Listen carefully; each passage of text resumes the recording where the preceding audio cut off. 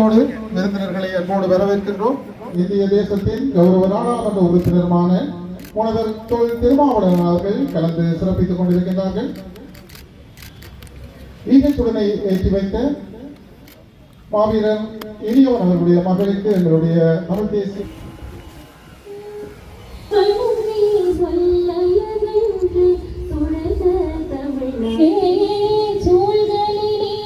தேசிய இயக்கத்தின் தமிழ் தேசிய பசுமை இயக்கத்தினால் மேற்கொள்ளப்பட்டு வருகிறது.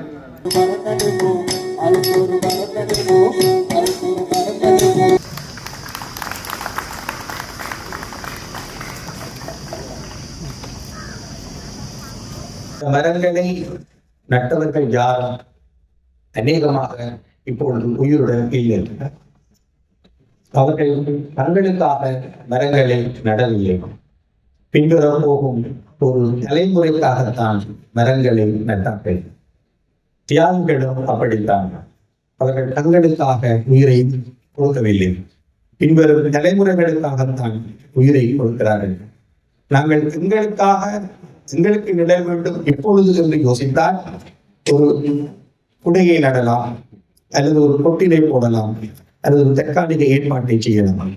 ஆனால் மரத்தை நடுகிறோம் என்று சொன்னால் நாங்கள் எங்களுக்கு பின்வரப்போகும் ஒரு தலைமுறைக்காகத்தான் அதை செய்கிறோம். பின்வரப்போகும் ஒரு தலைமுறைக்காக தியாகம் செய்வது என்பது உன்னதமானவை என்றால் அந்த தியாகத்தின் விளைவை நாங்கள் அனுபவிக்க மாட்டோம்.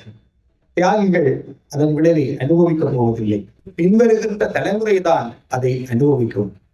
தமிழ் மக்களுடைய அரசியல் ஒரு காலம் அப்படித்தான் இருந்தது. ஆனால் இன்றைக்கு அந்த பண்பு குறைந்து கொண்டு வருகிறது. திருமாவளவன் இங்கே வந்த பொழுது நேரம் மிகவும் கடந்து விட்டது. மாணவ செல்வங்கள் வீடு திரும்ப வேண்டும் என்கிற படைப்போடு பெற்றோர் அமர்ந்திருக்கிறார்கள். நான் நீண்ட நேரம் எடுத்துக்கொள்ள விரும்பவில்லை. இரண்டாவது முறையாக இந்த நிகழ்வுக்கு என்னை அழைத்திருக்கிற ஐகரநேசன் அவர்களுக்கும் தமிழ் தேசிய பசுமை இயக்கத்தை சார்ந்த தலைவர்கள் மக்கள் அனைவருக்கும் என்னுடைய நெஞ்சார்ந்த நன்றியை முதலில் குறித்தாக்குகிறேன். 2002ஆம் ஆண்டு நான் அண்ணன் பிரபாகரன் அவர்களின் அழைப்பை ஏற்று ஈழமண்ணுக்கு வருகை இருந்த போது என்னோடு தொடக்கத்தில் இருந்து கடைசி வரையில் இருந்தவர், வழிகாட்டியவர், துணை புரிந்தவர் அண்ணன் ஐங்கரநேசன் அவர்கள். அந்த நட்பு இன்னும் அதே வீரியத்தோடு தொடர்வது மகிழ்ச்சி அளிக்கிறது. அவர் மீது நான் கொண்டிருக்கிற பற்றுதல், என் மீது அவர் கொண்டிருக்கிற நம்பிக்கை இந்த உறவுக்கு அடிப்படையாக அமைந்திருக்கிறது. அவருடைய உரையில் என்னை பற்றி சில கருத்துக்களை பதிவு செய்தார். மாணவ பருவத்தில் இருந்து நான் தமிழீழம் குறித்து எத்தகைய புரிதலை கொண்டிருந்தேன், ஈடுபாடு கொண்டிருந்தேன், பற்றுதலை கொண்டிருந்தேன், களப்பணிகளை ஆற்றியிருக்கிறேன் என்பதை கோடிட்டு காட்டினார். தன் பிரபாகரன் அவர்களின் அன்புக்கு பாத்திரமானவனாக இருந்தேன் என்பதை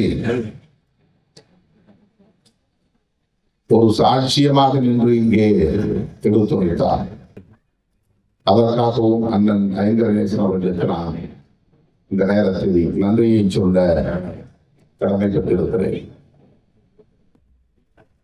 1983 கொழும்பிலே நடைபெற்ற இனக்கொலை, பெருங்கலவரம், கருப்பு ஜூலை என்று இன்றைக்கும் நாம் நினைவு கூர்கிற ஒரு கொடூரம் அரங்கேறிய போது தமிழகத்தில் மாணவர் போராட்டங்கள் வெடித்தன.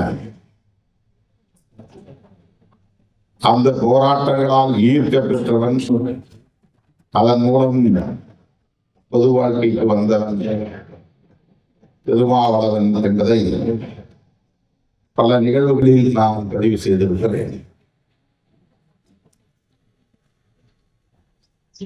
அப்போது நான் சென்னை பல்கலைக்கழகத்து மாணவன், MA குற்றவியல் துறையில் படித்துக் கொண்டிருந்தேன்.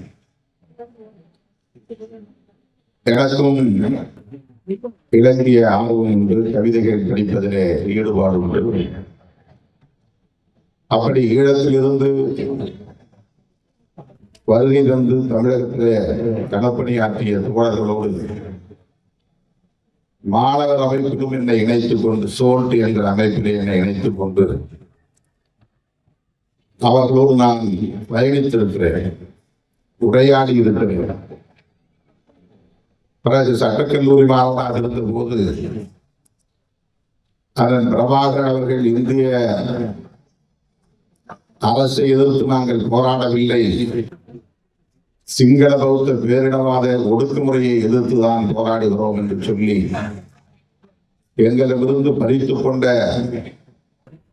வயர்லெஸ் ஆர்ம்ஸ் என்கிற கருவிகளை எல்லாம் ஒப்படைக்க சொல்லி உண்ணாநிலை அறப்போராட்டத்தை மேற்கொண்ட போது சட்டக்கல்லூரி மாணவர்கள் 10 பேர் திரண்டு போய் அவரை சந்தித்து எங்கள் ஆதரவை வெளிப்படுத்தினோம். இந்த மாணவர்களை திரட்டிச் சென்றவன் என்ற முறையிலே வடக்கு மாகாண சபை தோற்றம் பெற்றதற்கு பிறகு 2013ஆம் ஆண்டு மாவீரர் தினத்துக்கு மரநடுகையை மேற்கொண்ட பொழுது பல்வேறு வகையான இடர்பாடுகளை புலனாய்வு தரப்பினராலும் இராணுவ தரப்பினராலும் பொதுமக்களும் நாங்களும் எதிர்கொண்டோம். வீர மறவர்கள் நினைவாக மரம் நடுவது என்கின்றது எங்களுடைய தொழில் தமிழ் மரபில் இருந்து இறந்து வருகின்றது. மரங்களை நாங்கள் இறந்தவர்கள் நினைவாக நடுகை செய்து வழிபடுகின்ற அந்த தொழில் மரபின் தொடர்ச்சியாகவே விடுதலை புலிகளினுடைய மாவீரர் தின நாட்களில் மரக்கன்றுகள் தென்னம்பிள்ளைகளை வழங்குவது வழக்கமாக கொண்டிருந்தார்கள். மாகாண சபை தோற்றம் பெற்றதற்கு பிறகு நாங்கள் அதனை நடாத்த முயற்சித்த பொழுது என்னுடைய வீடு கூட இரவு தாக்குதலுக்கு ஆளாக்கப்பட்டது. அதன் அடிப்படையிலேயே வடக்கு மாகாண சபையில் 2014ஆம் ஆண்டு கார்த்திகை மாதத்தை நாங்கள் மரநடுகை மாதமாக பிரகடனம் செய்திருந்தோம்.